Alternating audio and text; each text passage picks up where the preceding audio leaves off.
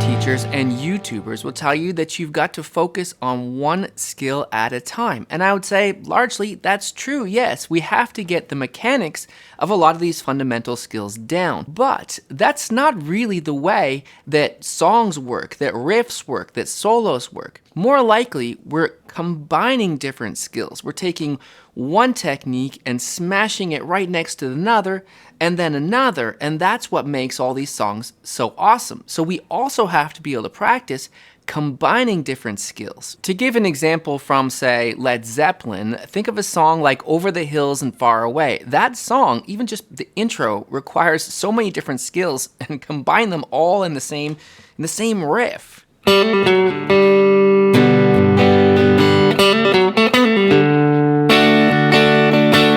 What do we got? Pull-offs, we've got hammer-ons, we've got chords, we've got strumming, and we're putting all those things together to create that awesome riff. Or what about another one, like Living, Loving, Made by Led Zeppelin.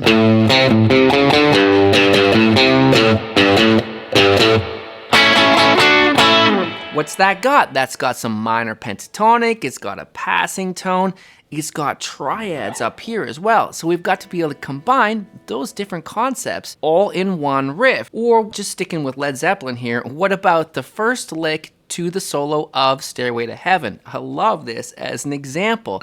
This has got classic A minor pentatonic, but it's got a really cool target note at the end. So we've got to do some bends, we've got to do some careful picking, and we've got to make sure that we're thinking about that target note. And what's the deal with that target note? It's because in the song at that moment, there's an F chord. Right there, right? So he was thinking of all those things when he wrote those riffs. And we need to be able to navigate and combine those different things. So if we combine even just, say, 3 skills at once, we can create some amazing licks all on our own.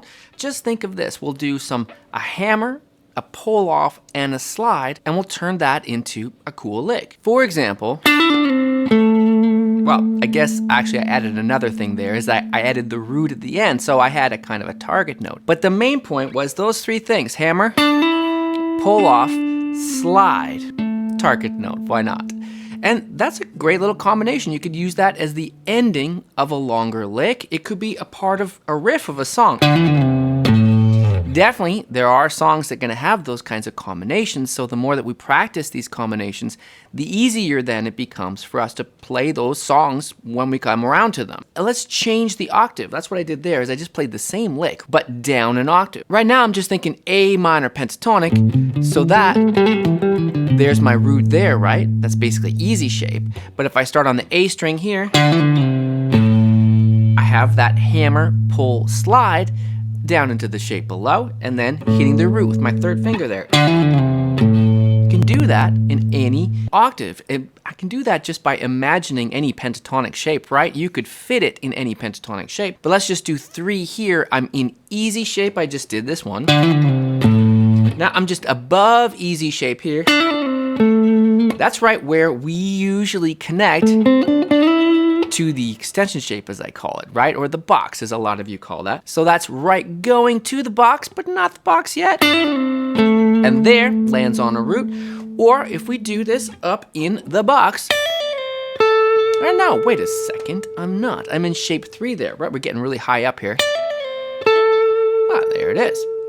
So we can picture any spot in any pentatonic, and we can use this as a lick or the ending to a longer lick. Again, it's all about doing combinations. That's what we want. So this week I'm going to do something special for all of you on YouTube. Is I'm going to provide the tabs for this video for free for this week on our Patreon. Now, if you want all the other hundreds of lesson videos on there, you'll have to subscribe, but you do get 7 days for free, and you can check out the tabs for this video for this week, see what you think. Now, I know I kind of accidentally added a target note to the end of that. Let's change that target note. Now we're just adapting a common lick and making it more interesting, or fit it into a different situation of a different song or over a different chord. So let me take this one in the middle.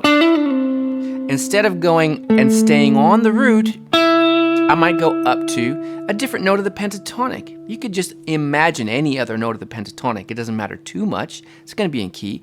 But in this case, I'm aiming specifically for this note because it's the 5th of the key, and I love that sound in particular. Fifths always sound like they're not done yet. Your lick is not done yet. You've got more to say. So I think that always sounds cool. So in that case, now that's a very different sounding lick than when I was going to the root, right? When I went to the root, it was just, but now it's very open-ended. I could do the same lick but end on, say, a different note, the minor third. The minor third would also be in the chord, so it would also be a good choice. In that case, it might be, that's kind of cool. That sounds more bluesy ending there somehow. But it also wants to resolve back to the root. We could do those anywhere on the fretboard, and you don't have to think too hard about the target note. You could just pick one almost at random. Not at random, of course. It has to be a note in the pentatonic. It's got to be in the key. Or think about the chord at the moment and use a target note from that chord. That's especially cool. So that's one option for a combination. Let's add more to it. Like I said, we could use that combination as the ending to a lick. So maybe we're going to walk up to that lick from below. I could start from below easy shape down here.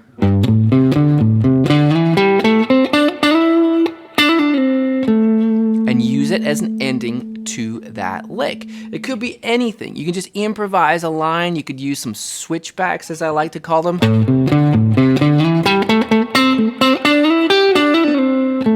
Right, so that was different. I just improvised the beginning, the whole first part of it, and then I just thought, oh, this is a good thing I can end longer lines with. Or, if I want it unfinished, go to the 5th.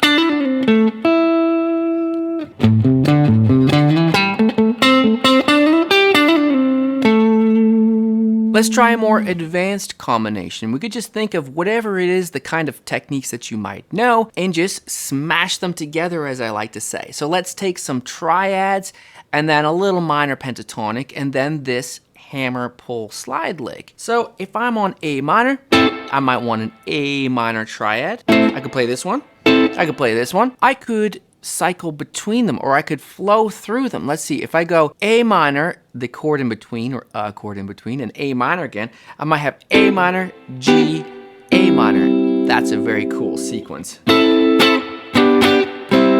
G is just in the key, so I can use it as a kind of passing chord. It's a good sneaky trick, that is. But now let me combine it with a little, I don't know, minor pentatonic. Or even, that was actually a little arpeggio of A minor there. And then I'm gonna do the lick. Maybe end on the root down there. It just felt right to do the lick down here in this case. So that whole line is,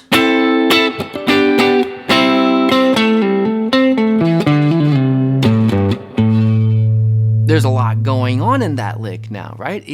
You can sort of think about each step in advance or not. You just start to take licks and then smash it into another lick and then smash it into another lick. And each lick just becomes kind of automatic once you've played it enough. So make this one automatic for yourself. And that way you can take any lick that you might already like to play and put them together. For example, what if I put all of these together? Now I'd have, how many bars would that be? I don't even know. But let's hear it. I'll play it slow here first without the jam track.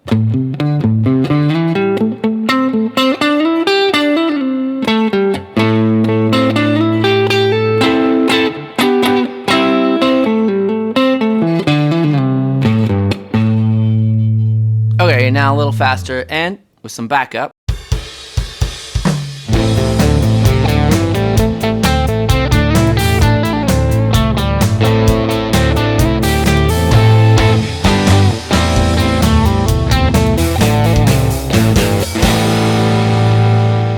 Provide the tabs for this video for free for this week on our Patreon. The main thing is to take your own licks, the kind of licks that you might already know, and just, as I say, smash them together. And you got to practice smashing them together. If you want some new licks, we've got this video right here on YouTube that will give you some really cool licks to get you started. My name is Blue Morris and I teach guitar lessons right here in Vancouver. I'll see you soon.